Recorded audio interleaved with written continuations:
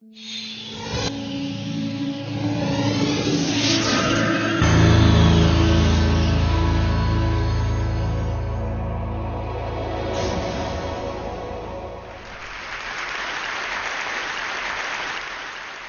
I want to start by offering you a free, no-tech life hack.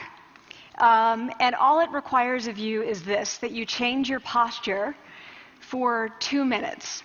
But before I give it away, I want to ask you to right now do a little audit of your body and what you're doing with your body.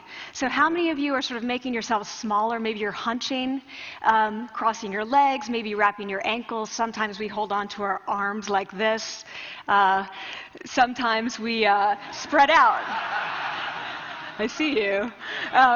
So I want you to pay attention to what you're doing right now. We're going to come back to that in a few minutes, and I'm hoping that if you sort of learn to tweak this a little bit, it could significantly change the way your life unfolds. So we're really fascinated with body language, and we're particularly interested in other people's body language. You know, we're interested in, like, you know, an awkward interaction, or a smile, or a contemptuous glance, or maybe a very awkward wink, or maybe even something like a handshake. Here they are arriving at number 10, and look at this lucky policeman gets to shake hands with the President of the United States. Oh, and here comes the Prime Minister of it. No.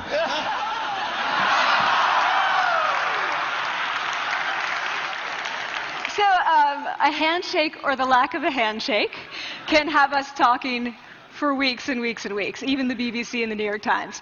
So obviously, when we think about nonverbal behavior or body language, but we call it nonverbals as social scientists, it's language. So we think about communication. When we think about communication, we think about interactions. So what is your body language communicating to me? What's mine communicating to you? And there's a lot of reason to believe that this is a valid way to look at this. So social scientists have spent a lot of time looking at the effects of our body language or other people's body language on judgments. And we make sweeping judgments and inferences from body language.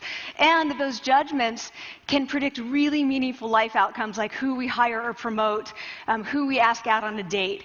For example, Nalini Ambady, a researcher at Tufts University, shows that when people watch 30-second soundless clips of real physician-patient interactions, their judgments of the physician's niceness predict whether or not that physician will be sued. So it doesn't have to do so much with whether or not that physician was incompetent, but do we like that person and how they interacted?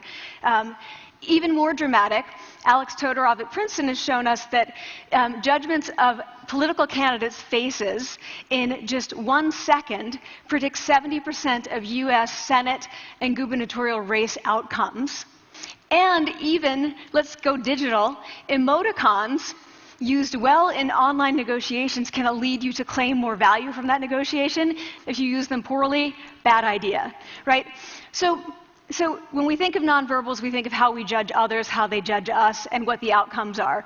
We tend to forget, though, the other audience that's influenced by our nonverbals, and that's ourselves. We are also influenced by our nonverbals, our thoughts and our feelings and our physiology. So what nonverbals am I talking about? I'm a social psychologist. I study prejudice, and I teach at a competitive business school. So it was inevitable that I would become interested in power dynamics. I became especially interested in nonverbal expressions of power and dominance. And what are nonverbal expressions of power and dominance? Well, this is what they are. So in the animal kingdom, they are about expanding. So you make yourself big, you stretch out, you take up space, you're basically opening up. It's about opening up. And this is true across the animal kingdom. It's not just limited to primates, and humans do the same thing. So they do this both when they have power sort of chronically, and also when they're feeling powerful in the moment. And this one is especially interesting because it really shows us how universal and old these expressions of power are. This expression, which is known as pride, Jessica Tracy has studied, she shows that people who are born with sight and people who are congenitally blind do this when they win at a physical competition. So when they cross the finish line and they've won, it doesn't matter if they've never seen anyone do it, they do this. So the arms up in the V, the chin is slightly lifted. What do we do when we feel powerless? We do exactly the opposite. We close up, we wrap ourselves up, we make ourselves small. We don't want to bump into the person next to us. So again, both animals and humans do the same thing. And this is what happens when you put together high and low power. So what we tend to do when it comes to power is that we complement the other's nonverbals. So if someone's being really powerful with us, we tend to make ourselves smaller. We don't mirror them, we do the opposite of them. So I'm watching this behavior in the classroom, and what do I notice? I notice that MBA students really exhibit the full range of power nonverbals. So you have people who are like caricatures of alphas, like really coming into the room. They get right into the middle of the room before class even starts, like they really want to occupy space. When they sit down, they're sort of spread out. They raise their hands like this. You have other people who are virtually collapsing when they come in. As soon as they come in, you see it. You see it on their faces and their bodies.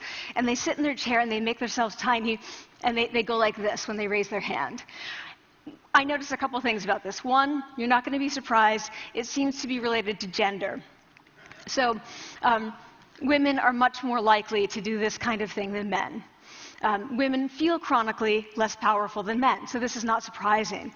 But the other thing I noticed is that it also seemed to be related to the extent to which the students were participating and how well they were participating. And this is really important in the MBA classroom because participation counts for half the grade. So business schools have been struggling with this gender grade gap. You get these equally qualified women and men coming in, and then you get these differences in grades, and it seems to be partly attributable to participation. So I started to wonder, okay, so you have these people coming in like this, and they're participating. Is it possible that we could get people to fake it, and would it lead them to participate more? So my main collaborator, Dana Carney, who's at Berkeley, and I really wanted to know, can you fake it till you make it?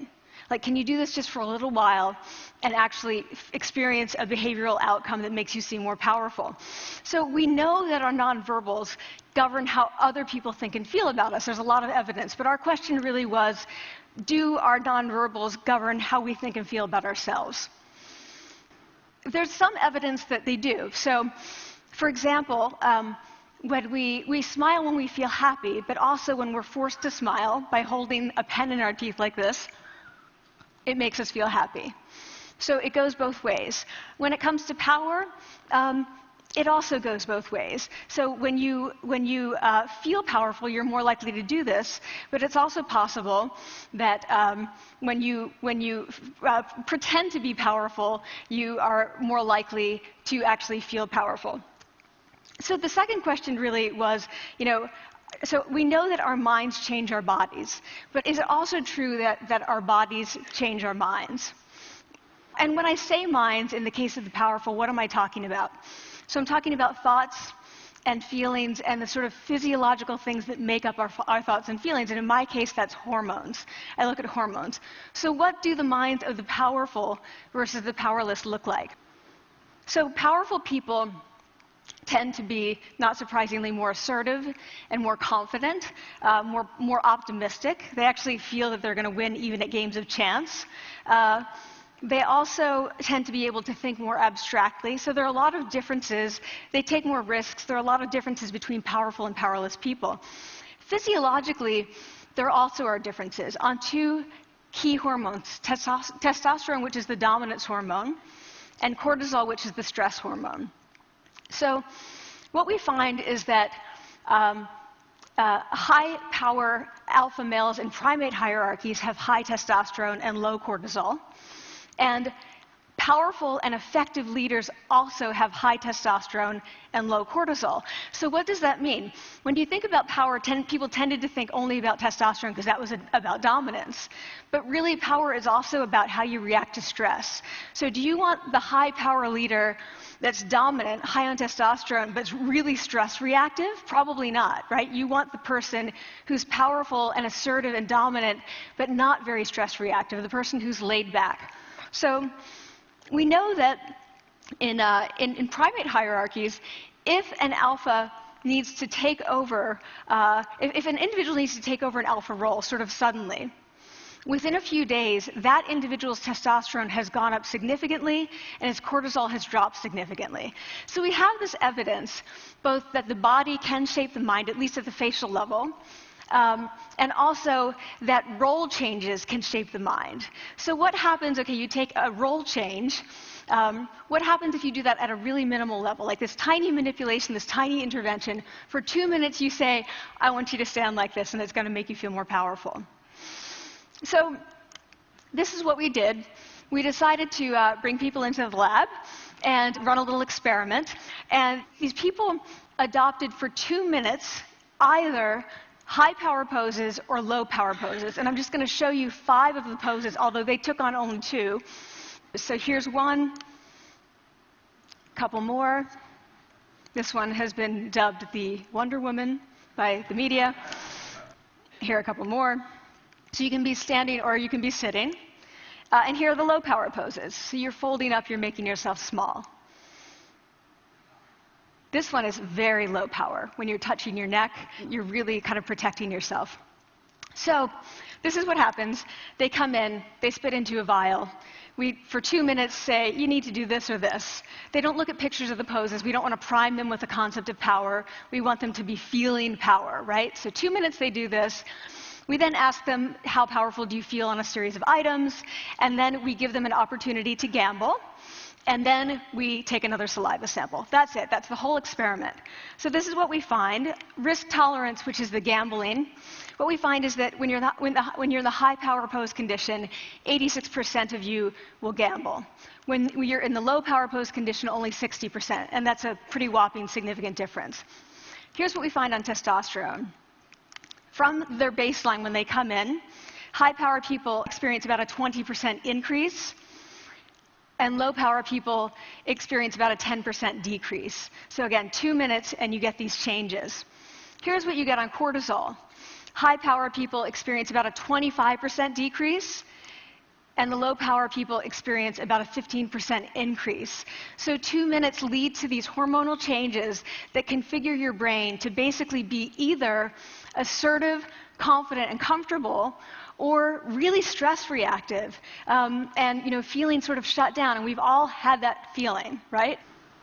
So it seems that our nonverbals do govern how we think and feel about ourselves. So it's not just others, but it's also ourselves.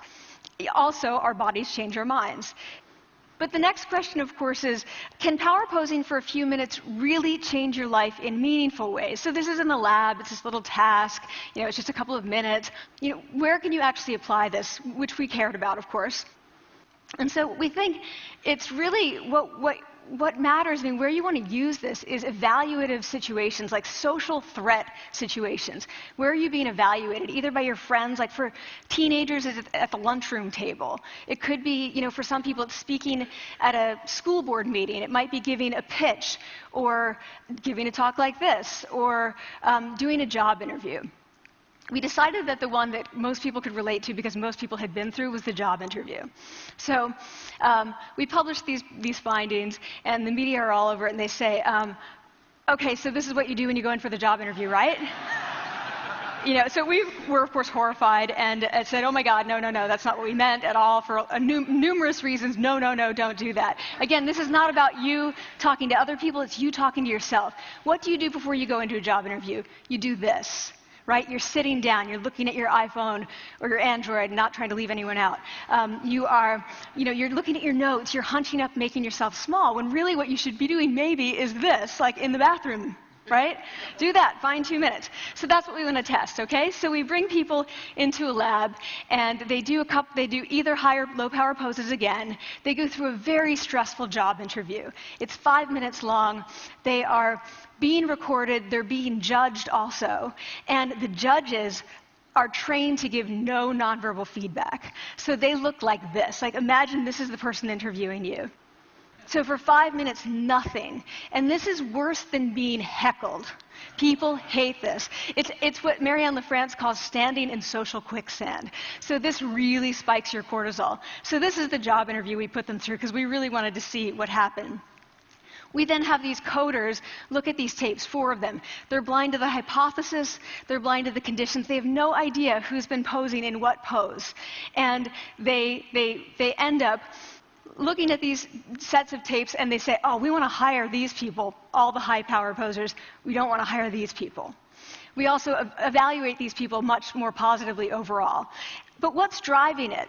It's not about the content of the speech. It's about the presence that they're bringing to the speech. We also, because we rate them on all these variables related to sort of competence, like how well structured is the speech? How good is it? What are their qualifications? No effect on those things. This is what's affected.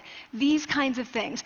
People are bringing their true selves, basically. They're bringing themselves. They bring their ideas, but as themselves, with no, residue over them. So this is what's driving the effect or mediating the effect. So when I tell people about this, that our bodies change our minds and our minds can change our behavior and our behavior can change our outcomes, they say to me, it feels fake, right? So I said fake it till you make it. It's not me. I don't want to get there and then still feel like a fraud. I don't want to feel like an imposter. I don't want to get there only to feel like I'm not supposed to be here. And that really resonated with me because I want to tell you a little story about being an imposter and feeling like I'm not supposed to be here. When I was 19, I was in a really bad car accident. I was thrown out of a car, rolled several times. I was thrown from the car, and I woke up in a head injury rehab ward. And I had been withdrawn from college, and I learned that my IQ had dropped by 2 standard deviations, which was very traumatic. I knew my IQ because I had identified with being smart, and I had been called gifted as a child. So I'm taken out of college. I keep trying to go back. They say, you're not going to finish college. There are other things for you to do, but that's not going to work out for you. So I really struggled with this. And I have to say, having your identity taken from you, your core identity, and for me it was being smart, having that taken from you, there's nothing that leaves you feeling more powerless than that. So I felt entirely powerless. I worked and worked and worked, and I got lucky and worked and got lucky and worked. Eventually I graduated from college. It took me 4 years longer than my peers. And I convinced someone, my angel advisor, Susan Fisk, to take me on. And so I ended up at Princeton, and I was like, I am not supposed to be here. I am an imposter. And the night before my first year talk, and the first year talk at Princeton is a 20-minute talk to 20 people. That's it. I was so afraid of being found out the next day that I called her and said, I'm quitting. She was like, you are not quitting, because I took a gamble on you and you're staying. You're going to stay, and this is what you're going to do. You're going to fake it. You're going to do every talk that you ever get asked to do. You're just going to do it and do it and do it, even if you're terrified and just paralyzed and having an out-of-body experience until you have this moment where you say, oh my gosh, I'm doing it. I have become this. I am actually doing this. So that's what I did. 5 years in grad school. A few years, I'm at Northwestern. I moved to Harvard. I'm at Harvard. I'm not really thinking about it anymore, but for a long time I had been thinking, not supposed to be here, not supposed to be here.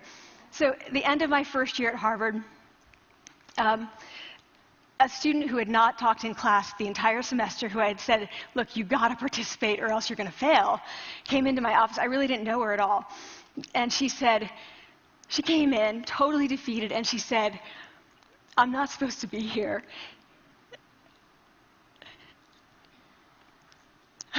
And that was the moment for me, because 2 things happened. One was that I realized, oh my gosh, I don't feel like that anymore. I don't feel that anymore, but she does, and I get that feeling. And the second was, she is supposed to be here.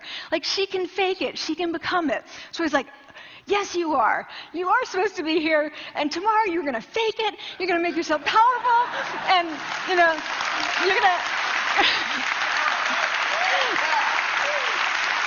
and you're going to go into the classroom, and you are going to give the best comment ever, And she gave the best comment ever. And people turned around, and they were like, oh my God.